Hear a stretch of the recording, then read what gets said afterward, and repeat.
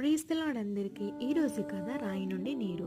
పురాతన కాలంలోనే మోషే అనే దేవుని సేవకుడు ఇశ్రాయేలు ప్రజలను ఐగుప్తుల బందీశాల నుండి విముక్తి చేసిన తర్వాత వారి ఎడారిలో ప్రయాణం చేశారు. ఆ ఎడారి పయనంలోనే ఒకరోజు చాలా దాహంగా ఉన్నారు. చుట్టూ ఎక్కడ నీరు కనబడలేదు. ప్రజలు మోషే యొద్దకు వచ్చి బాధతో అన్నారు, మేము దాహంగా చనిపోతున్నాము, నీరు లేదు, దేవుడు మమ్మల్ని ఎందుకు ఇలా తీసుకొచ్చారు అని చెప్పి మోషే దేవుడితో వేడుకున్నారు. ప్రభు అని నీ ప్రజల కోసం ఏం చేయాలి? వారు దాహానికి తట్టుకోలేకపోతున్నారు, వారికి నీరు కావాలి అని.